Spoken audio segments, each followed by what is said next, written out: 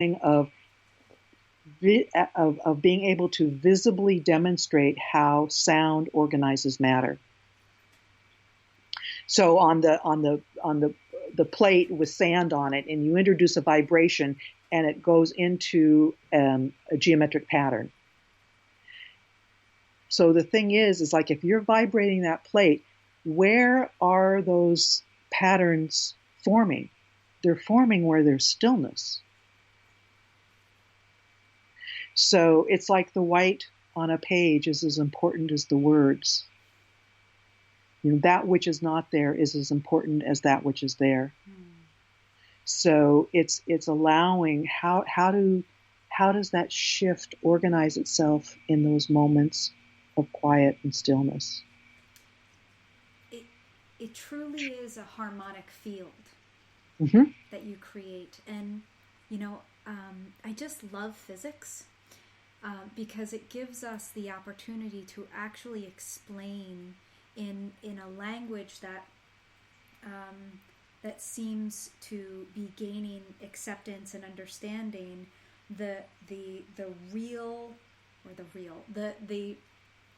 it's a bridge from what we experience, hold, and create for a client to what is happening in the cosmos at the same time. They're mirroring each other. And I just love the book, what's it called? The Fabric of the Universe? Fabric of the Cosmos? So good. So good. Where it really just goes into these places of, we are in a fabric. And, I could just go on forever, and I really don't want to do that. But it really is that field that we create. And I love the fact that, I love that you're drawing our attention to, it is not just the vibration, it is the silence in between that is really also making the change at the same time. And I see no difference between any modality. It does not matter. If you're coming at it through gongs, if you're coming at it through shamanic work, it doesn't matter. It does not matter. We're Right. all entering the same field of, let's put ourselves in a sacred whole space with intention to attune ourselves to the greater understanding, the bigness of who we are, the remembrance of our song. I just absolutely love that. So when you work with clients, you are able to work with clients not just in person, you're able to work with them virtually as well? Yes. Okay. I have done that back even before I began really incorporating sound as part of my practice. I've done long distance work for decades, and because really it's in a sense, that which divides also connects. There is no separation, and so it's simply. I often say it's working as if, that person is right there. And it is with their permission, always, and they, for me, I like to do it where they're consciously present with me. Yeah. So we've set a time, and oftentimes they'll fall asleep while I'm working with them. Similar when they're present, or they just go into a very deep state of relaxation. And beautiful. Yeah. So, look at us just chatting away. I would love to get to two more things before we close. And ladies, continuing to listen, I just want to honor your time and your space here. We have two more things to touch upon. So I thank you for staying with us. Go ahead, and maybe you need some water, maybe you need a quick potty break. Continuing to breathe and be here with us. The next question that I have for you, Maren, is, do you have advice, wise, sage woman advice for others to follow at this time on the planet? kind of insight or instruction or action, guidance, blessing would you give? Take care of yourself and take care of one another. Yeah. I really feel that that's, as healers, we often say this, and I do think it's more important than ever that we take time to take care of ourselves, because I do feel that we're in a time that our presence, our vitality, and our strength are very important. Absolutely. And so the nourishment, that we need to be nourishing ourselves, whatever that means individually. How does that show up for you in your life? For me, it shows up. It's like getting outside. Yeah. You know, it's like we're and listening. Really listening. We're preparing for this snowstorm, this blizzard, whatever, here on the East Coast, and it's like stepping out and just like what's it feel like out? Can we sense what's coming? Can we be with that? You know, like it's like going outside and it's like it's so still. It's very still right now, as things, that stillness before this big weather moves, you know, and weather has consciousness, weather has messages for us. So for me, it's staying connected with the larger picture, stepping outside, making sure I don't get too microscopic. Right. Staying in the big picture. I often see weather as, the vacuum cleaner, the men and the women moving around the planet, cleaning chakras, cleaning places with, that need, that upheaval. And being here during Hurricane Sandy really concretized that for me, because the shift in community consciousness that happened just in our small town was immense, and it really gave people an opportunity to actually meet their neighbors, help their neighbors, and you can't put a price on kindness and generosity and connection to the people around you. I love that.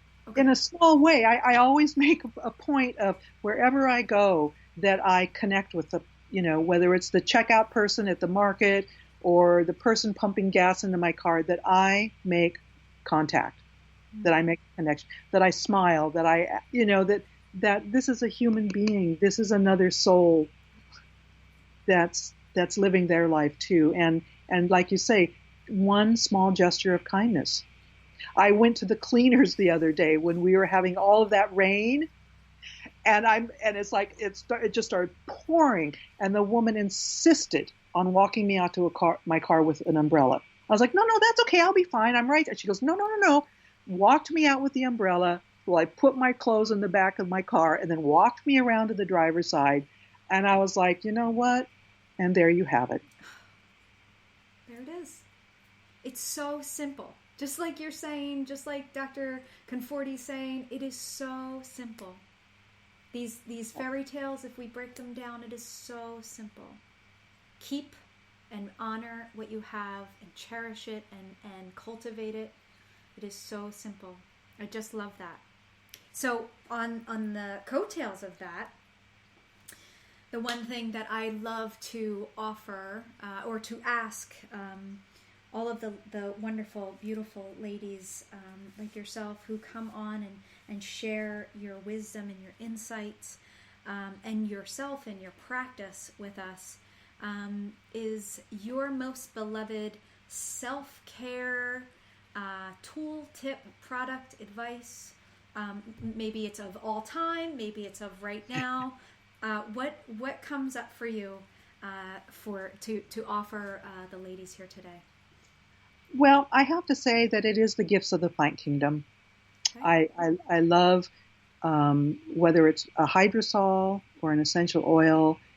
It's that gift of scent and what that does to, and it may be a different scent at different times, but starting my day that way, taking a moment to just, sometimes it's with an essential oil, as we're getting into spring and things will start to blossom, to take time to smell the roses. That simple, of like, again, just taking that moment and inhaling that smell. And if we don't have things growing, to let it be an essential oil, and which one speaks to you, and just what's its message, and how can it ground me? How can it open me? How can it humble me? How can it give me a gift in that moment to just go, boy, it's good to be alive. And may I ask? And thank you. And exactly. May I ask, which was it an essential oil? Was it a hydrosol? If you could explain a hydrosol, because I know that you have done your own distillation, if you can explain hydrosol, and which was most prevalent for you this morning? Jasmine. Yeah. I love my jasmine. And a hydrosol is in the steam distillation, after the steam condenses and brings over the essential oil. And the essential oil is lighter than water, so it floats to the top of the water, and that's what they siphon off. Okay. What is left is the hydrosol. And what they've come to find is that the hydrosol contains many, many healing properties in and of itself. It is all the water-soluble components that don't come out with the essential oil. Right. So so the hydrosol gives you a lighter, more gentle sort of hint of that plant. I've used hydrosol, rose hydrosol, on my face and yes. in my vaginal area, for balancing pH. Is there another hydrosol that you just love right now, or that just calls particular to this time right now for us to be using as we transition from the winter water into the spring wood? Well, I use geranium a lot. For a lot of the same reasons you're speaking to rose. Geranium is the ultimate balancer. Oh. It's so gentle. It's harmonizing. It balances our skin. It's sort of ubiquitous. It's almost like a lavender. Lavender hydrosol, you don't really have a lot of the fragrance in it, but your rose, your geranium, your orange blossom, sandalwood hydrosol, they're all, orange blossom especially, it's so bright and uplifting. If you just think about smelling a flower of the orange, it's like, ooh, it's got this wonderful scent. But your sandalwood, the geranium, it just carries with it balance, harmony, centering, just staying present. And so the orange blossom, would you just use that in your environment, the same thing with sandalwood, or is there a particular time, place that you use that, maybe on your body or at night, or what does it look like for you? I always start my morning with it. Orange blossom? It's face. I spritz my face, my hair, and our hair, especially if you have one that you particularly love the fragrance of, our hair carries scent longer than our skin. Okay. So if you spritz your hair, it will sort of stay with you all day. Oh, lovely. Yeah. Good to know. That's a nice way. The other one that I use, and this isn't necessarily for the skin, but is the hydrosol of sweetgrass. Sweetgrass. And I use that with clients a lot, especially ones that are going to be driving a little ways. And it's a wonderful one to seal and protect your energy field. Oh. Okay. So just to mist the room, just to mist your hands, and then just put it around your field. Okay. Right. With intention. Okay. Yes. And what is your, I got 1,000 questions. What is your favorite place to find hydrosols? Or I know that you do your own distillation, so I'm sure you have made some, but if you had to buy them, where do you buy them from? Nature's Gift has a lot of lovely hydrosols. And is that online? Is that in a store? That's online. Okay. And then I also source some hydrosols They aren't. I don't have them